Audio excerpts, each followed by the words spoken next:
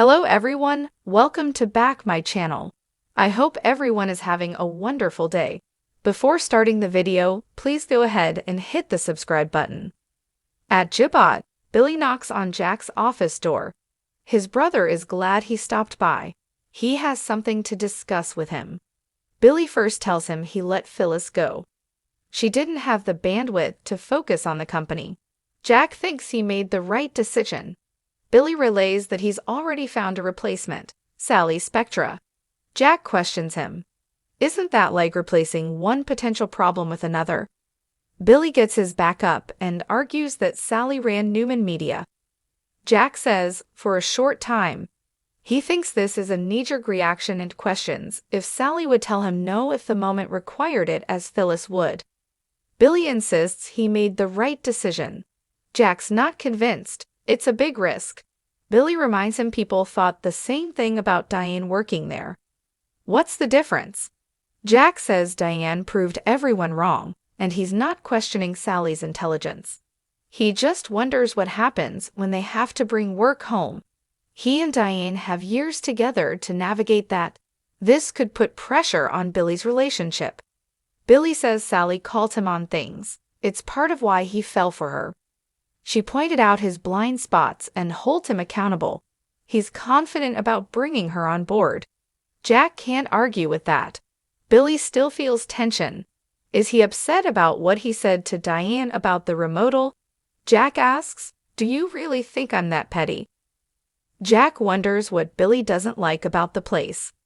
Billy tells him it wasn't just one thing, it was a feeling. As soon as he walked in, he felt like he was missing their dad. Jack says he's in the artwork and books. Billy thinks it was different for him and their siblings because they grew up there. He was there such a short time that the feeling of the house was his connection to John. It's gone. No matter what was going on, he felt at peace there when he walked through the door. Jack didn't know that's how he felt. Billy admits his reaction surprised him as well. He wonders if Jack felt the same way and was just keeping the peace with Diane. Jack loved it and meant every word. He thinks their dad would have loved it too. Billy missed the smell of the old place. Jack teases about the musty tapestries. Billy grins. It smells like new paint instead. It felt like losing his dad all over again. He won't pretend he didn't feel that way. Jack admits Diane had to drag him kicking and screaming into this. He worried about the same thing. He can tell him the moment his attitude changed was when Diane told him that his father is not in the house, but in his heart. He travels with all of us, he chokes out. Wherever they go, their father is with them. Billy wipes away a tear and says he's right. He's sorry if he offended Diane. He'll apologize. Switching gears, Billy tells Jack he'll be doing a press release party for the launch of the company. Jack wants him to succeed more than anything. If that involves Sally, he won't question it. Finally, Jack asks if he's heard any more from the mysterious Dumas. Billy says he's been hard to pin down. Jack warns Dumas won't hand anything to anyone without strings attached. He doesn't want Abbott Communications to be attacked. Billy is going to take a meeting and hear what he has to say. Jack doesn't want the media company taking a backseat to another one of his pipe dreams. Billy dropping everything to follow a long shot has been a pattern in his life. Billy insists that Abbott Communications is his priority. They argue about whether or not Nikki should get a pass for her involvement in Victor's takeover of Chancellor. Billy fumes that Nikki was right there by his side. How is Jack not infuriated with what Nikki did? Jack has to let go of it. And Billy needs to let go of Chancellor and not go into another battle with Victor. Billy fumes that Jack's never backed away from a battle with Victor, and asks, why should I? At Newman Media, Chelsea and Adam recap her and Sally leaving Marchetti at the same time and becoming competitors. Adam's sure they'll wipe the floor with them. Chelsea doesn't want this to get ugly, and given the animosity and history between him and Billy, it's starting to sound like it already is. Adam concedes that things could get volatile, noting Billy is the one who chose to go into media. Chelsea wants things to stay civilized. Adam suspects Billy and Sally haven't completely moved on from Baltimore. He's sure Billy wants to stick it to him and will try to use Abbott Communications to do it. Chelsea asks why everything has to be so cutthroat with him. If doing good is off the table, they have a problem. Chelsea wants to use Newman Media to do good and give people good information. Adam doesn't think Billy will take the high road, so he's ready to do battle. Chelsea senses he's relishing this. Adam becomes frustrated and suggests they forget about Abbott Communications and focus on Newman Media. Chelsea wants confirmation that Northeast will not go after their enemies. Victor appears and says, "It looks like Chelsea's keeping you on your toes." Chelsea repeats that the company shouldn't be used against their enemies. Victor asks for a moment alone with Adam. Chelsea heads out to her office. Once alone, Victor tells his son this is going to require some diplomacy on his part. He knows damn well they're going after their enemies. There's one on the horizon, throwing his weight around, a fellow called Aristotle Dumas. Once in the loop, Adam asks if Dumas has made specific moves against Chancellor. Victor says no, but they have to stay ahead by flooding the market with stories about how strong Chancellor is under Nikki compared to Billy because Dumas is connecting with the Abbott. Adam can't understand why he'd want anything to do with an idiot like Billy. Victor says that's exactly what he wants him to put in the coverage. Adam frets that Chelsea's not going to like this one bit. Victor says Billy needs to be taught a lesson. Adam says it could be a deal breaker for Chelsea. Victor says if she won't go along with it, maybe she's not a good fit. Adam will handle Chelsea.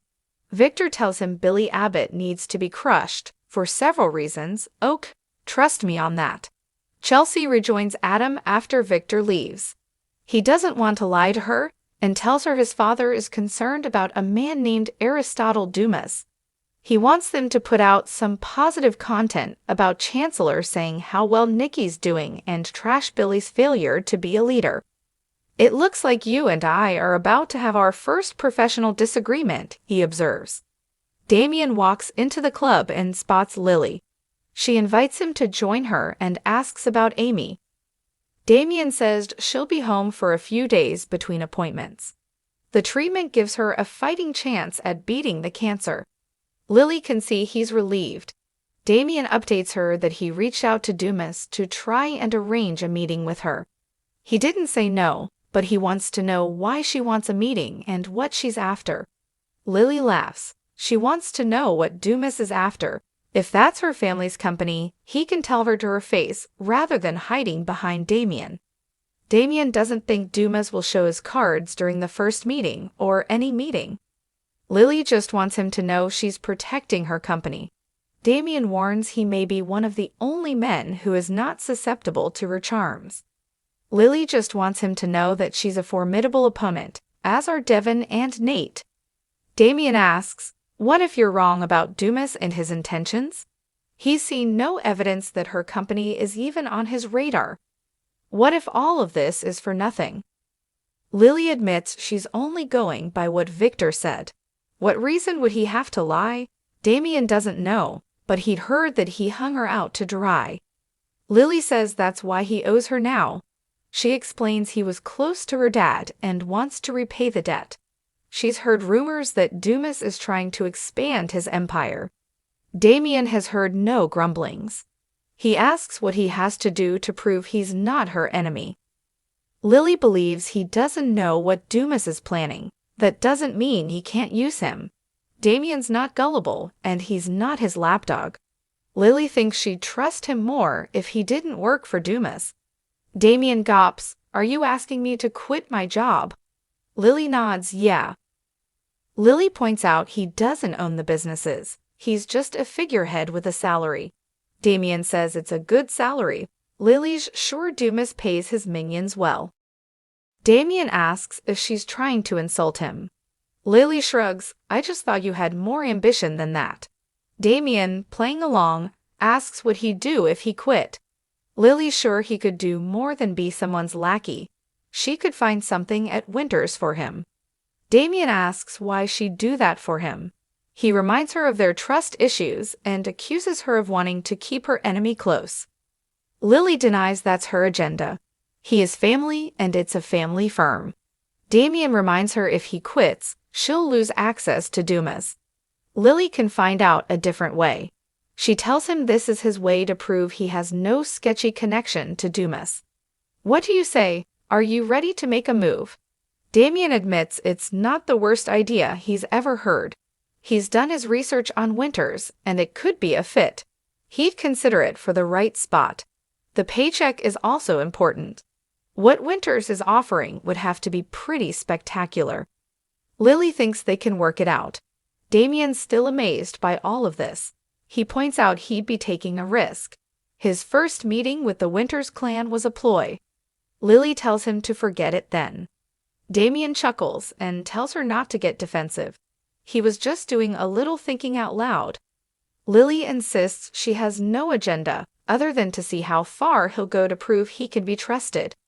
Damien tells her that's an agenda, and what she's asking is pretty big. What's in it for him if she and Devon trust him? Lily knows he wants her to trust him. Because you're attracted to me, and you want to see where this could go. Damien remarks, really? He asks if she would also like to see where this could go. She tells him she'll get back to him with an offer and flounces off.